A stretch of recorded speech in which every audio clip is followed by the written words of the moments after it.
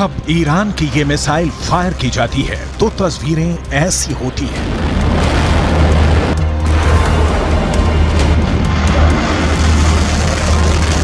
जब ईरान की ये मिसाइल अपने टारगेट पर गिरती है तो धमाका ऐसा होता है।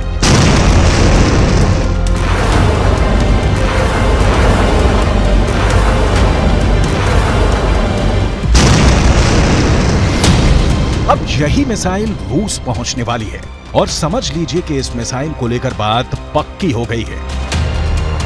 ये है ईरान की फतेह 110 मिसाइल। अमेरिका इसकी दहशत जानता है, इजराइल इसका खौफ समझता है और अब इसी मिसाइल के जरिए पुतिन यूक्रेन को डराना चाहते हैं।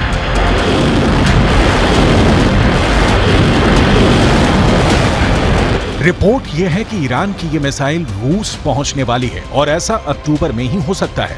फतेह 110 को टेस्ट हुए पूरी दुनिया ने बहुत देखा है। अब इसकी असली हमले वाली लॉन्चिंग भी दुनिया जल्दी देखेगी। ऐसा क्यों होगा, इसके बारे में वॉशिंगटन में मौजूद institute of study of war ने बहुत साफ साफ बात बता दी है।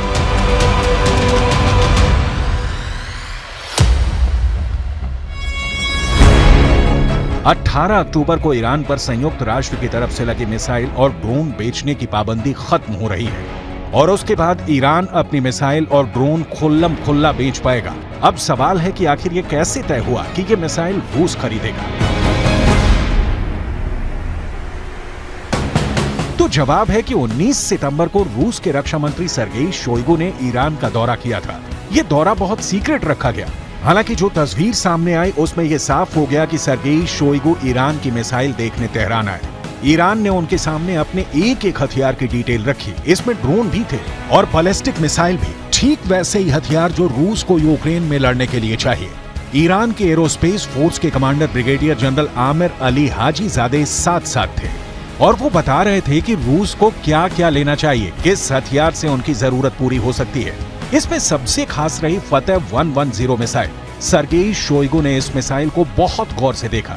उन्हें बताया गया कि ये कितनी खतरनाक और सटीक मिसाइल है और ऐसे ही हथियार से रूस ज़ेलेंस्की के बड़े बड़े अड्डों को मिट्टी में मिला सकता है। सर्गेई शोइगु इस मिसाइल को देखकर काफी खुश हुए।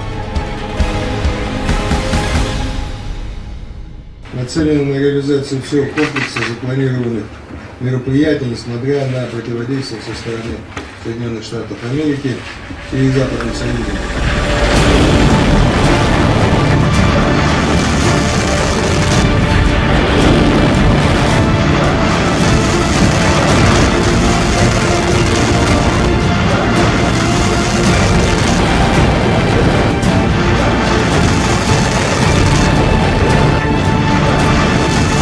अब इससे ये बात साफ हो रही है कि 18 तारीख को जब ईरान की मिसाइल सेल पर पाबंदी हटेगी तो इसका सबसे बड़ा फायदा रूस को ही होगा और सबसे बड़ा नुकसान सिर्फ यूक्रेन को नहीं होगा, ये बात भी तय है।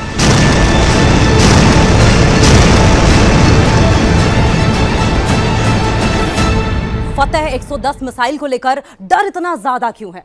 क्यों है इतना ज्यादा खौफ? क्यों ईरान और रूस के दुश्मन बहुत ज्यादा घबराए हुए हैं? इसकी बहुत सी बारीक बातें हैं, आपको एक एक करके बताते हैं। इंफॉर्मेशन वॉल के जरिए आपको समझाने की कोशिश करेंगे कि क्यों इतना ज्यादा खौफ इस tactical short range ballistic missile को लेकर है। ईरान की यह मिसाइल 300 किलोमीटर की रेंज तक हमला कर सकती है। इसकी रेंज 300 किलोमीटर है और 300 किलोमीटर की रेंज में जो भी इसके दायरे में आए उसे नेस्त नाबूद कर देगी, उसे तबाह कर देती है। यानी कि शॉर्ट रेंज मिसाइल जरूर है ये। शॉर्ट रेंज मिसाइल होने के नाते कम दूरी के टारगेट पर बहुत बड़ी तबाही मचा सकती है। 3500 किलो भारी इस मिसाइल में 500 किलोग्राम का वॉरहेड है। ये 3500 किलो की जो मिसाइल आप देख रहे हैं फतेह 110, 500 किलो का वॉरहेड ले जाने में सक्षम है ये। यानी कि जहां ये मिसाइल गिरती है वहां 500 किलो वाले बम का धमाका होता है जो सिर्फ और सिर्फ अपने साथ तबाही लेकर आता है। ये अपने टारगेट के 3 मीटर के दायरे में गिरती है और एक बैलिस्टिक मिसाइल का इतना ज्यादा सटीक होना यकीन मानिए बहुत बड़ी बात है। ये मिसाइल मिडिल ईस्ट में अमेरिका के खतरे को देखते हुए बनाई गई थी और यही बात है जो पुतिन को बहुत ज्यादा इस फतेह 110 मिसाइल के बारे में पसंद आ गई है। यह मिसाइल इस वक्त हमास के पास है। हमास वो इस्लामी चरमपंथी ऑर्गेनाइजेशन है जो कि इस वक्त पैलेस्टाइन में एक्टिव है और इजरायली सेना को खदेड़ने में सक्षम है।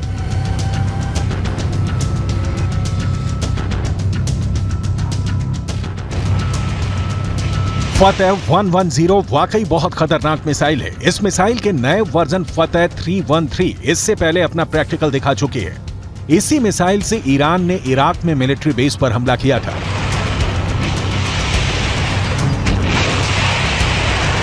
ये वही मिसाइल है जिससे ईरान ने जनरल कासिम सुलेमानी की हत्या का बदला लिया था। फतेह 313 की रेंज फतेह 110 से ज्यादा है। यही वजह है कि ईरान ने इराक में अमेरिका के मिलिट्री बेस पर यह मिसाइल दागी थी। इस मिसाइल के धमाकों ने 100 से ज्यादा अमेरिकी फौजियों को ज़हनी रूप से बड़ी चोट पहुंचाई थी, जिसे ट्रॉमेटिक ब्रेन इंजरी भी कहते हैं। हमले के बारे में तफसील से जानने के लिए पहले देखिए यह मिसाइल क्यों खबरों में है। अमेरिका से लेकर यूरोप तक मीडिया इसी मिसाइल की बात कर रहा है। इजरायल में भी यही मिसाइल चर्चा में है। पुतिन ने ईरान से फतेह 110 को लेकर बात पक्की कर ली है। यूक्रेन की मीडिया और सरकारी सोर्स भी अब ईरान के इस मिसाइल को लेकर बहुत ज्यादा दहशत में है।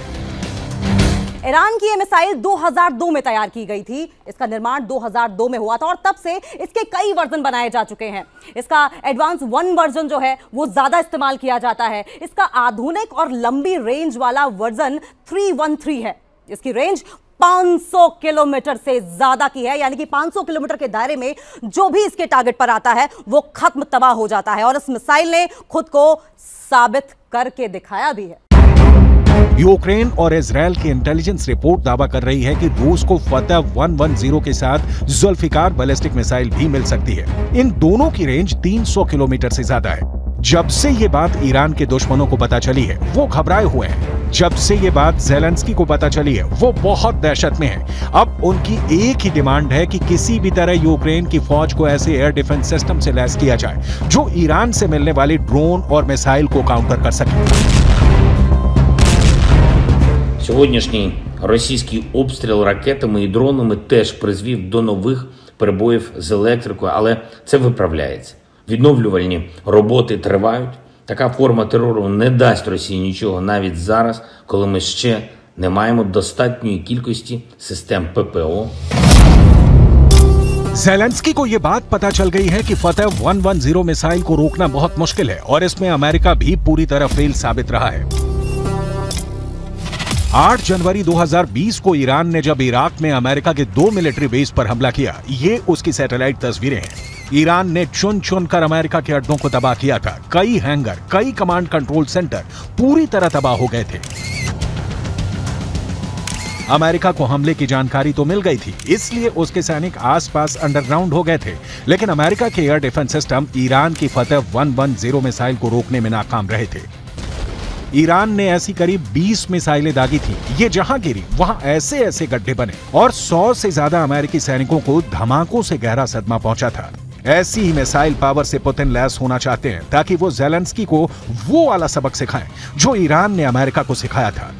ये ना सिर्फ ज़ेलेंस्की के लिए खतरा है बल्कि पश्चिम एशिया में ईरान और रूस का एक नया तालमेल तैयार कर रहे हैं, जिसका नुकसान इजरायल और अमेरिका दोनों को होगा। Высокая динамика встреч подтверждает общий настрой на дальнейшее укрепление стратегического партнерства в оборонной сфере и военном сотрудничестве. Зона давления на Россию и Иран показывает свою бесперспективность. अब ईरान के तेवर समझने हैं तो आप 2 तस्वीरों को बहुत गौर से देखिएगा। ईरान ने पहले 19 सितंबर को रूस के रक्षा मंत्री सर्गेई शोइगु को फतेह 110 मिसाइल दिखाई और फिर 22 सितंबर को यही मिसाइल अपने बहुत ही खास परेड में दुनिया को भी दिखाई। ये काले रंग वाली मिसाइल फतेह 110 को दिखाने का मकसद है कि ईरान और रूस के दुश्मन काबू में रहें। सवाल है कि रूस और ईरान साथ आए तो ज़ेलेंस्की क्या करेंगे? एयर डिफेंस तो ठीक है, लेकिन टक्कर तो बराबर की होनी चाहिए। इसलिए ज़ेलेंस्की के ऑपरेशन को भी बहुत गौर से समझिएगा। ज़ेलेंस्की को अब एटैकम्स मिसाइल मिलने जा रही है जो हाइमर जैसे लॉन्चर से दागी जाती है। इसकी रेंज 300 किलोमीटर होती है। अमेरिका से लेकर यूक्रेन तक तमाम मीडिया और देश की सरकारें अब इसी मिसाइल की बात कर रही हैं।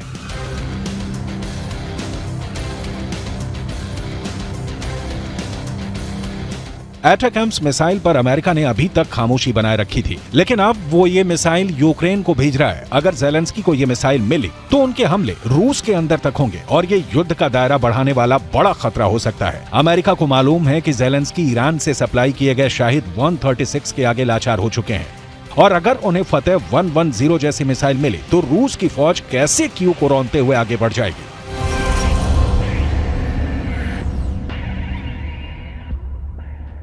The most recent escalation, the United States strongly condemns Russia's missile strikes today, which continue to demonstrate Putin's brutality. As you know, President Biden and the G7 leaders met with President Zelensky last week, and President Biden also spoke with President Zelensky one-on-one the day before that G7 conversation. We are in daily touch with the Ukrainians across the administration, from the National Security Advisor to the Department of Defense and the Department of State. On Friday, we announced an additional $725 million in security package for Ukraine to provide critical needs for it to defend itself, continue to defend itself and bravely. इससे पहले Iran के शाहिद 136 ने बहुत बड़ी तबाही मचाई है। ये वाकई बहुत खतरनाक ड्रोन है जो अकेले हमला नहीं करता, बल्कि एक साथ कई ड्रोन लॉन्च किए जाते हैं। ये आत्मघाती ड्रोन है। इन्हें ईरान का कामिकाज़े ड्रोन भी कहा जाता है, जो यूक्रेन की पोजीशन पर अटैक कर रहे हैं। देखा जाए तो ईरान अब सीधे तौर पर नहीं तो एक अलग मोर्चे पर अमेरिका को सबक सिखाना चाहता है, और इसीलिए उसने अपनी ड्रोन वाली ताकत रूस को दी है। जब ड्रोन से अटैक होता है तो आसमान से तबाही बरसती है। ये इसका ओरिजिनल वीडियो है।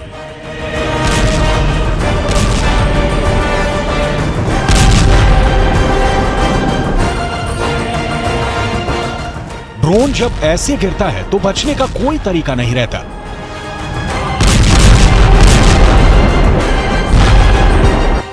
ये स्वार्म अटैक यानी एक साथ मधुमक्खियों की तरह हमला करते हैं। ये जहां टारगेट करते हैं वहीं हमला करते हैं। ऐसे ही हथियारों की सबसे बड़ी प्रयोगशाला बन चुका है यूक्रेन। ईरान ऐसे युद्ध में एक नई एंट्री है, और उसके ड्रोन ईरान की ड्रोन पावर को पूरी दुनिया में पहचान दिला चुके हैं।